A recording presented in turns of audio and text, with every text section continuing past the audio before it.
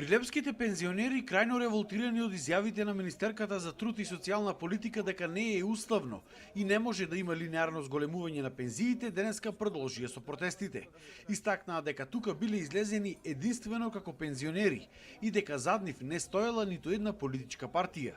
Повикаа да не им се лепат разни етикети, затоа што на улица ги изнесла сиромаштијата, а не партијата. Немој да мисли таја дека сме малоумни, дека не знаеме што бараме, дека само ни пика под нос партиски сте, да и кажеме партија овде не мешаме.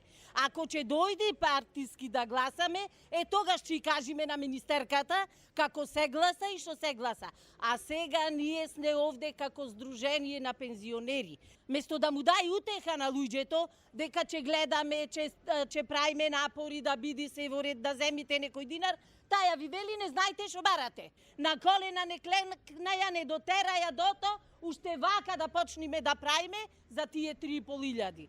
Како не се страма. До министерката, вчера што нешто даде таква изјава, јас за незе гласав, еве, и му се извинувам на овие пензионери овде што сум гласал за незе.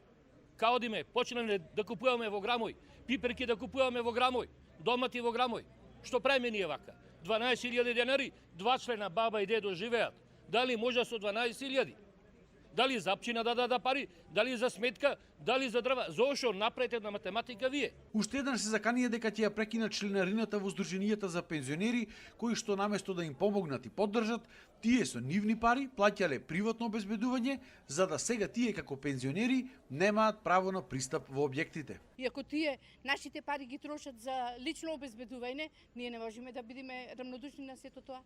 Значи, ние имаме некои потреби. Ако тие може да одделуваат за плаќање на приватни обезбедувања, зборувам за сите здруженија, тогаш на оние што се најзагрозените, нека им ја платат електричната енергија, нека им купат дрва, нека им дадат некаква помош. Значи, имат пари, не дека немат. Прилепските пензионери се заканија дека доколку не бидат прифатени нивните барања, денови ќе започнат и со блокада на патот Прилеп-Скопје.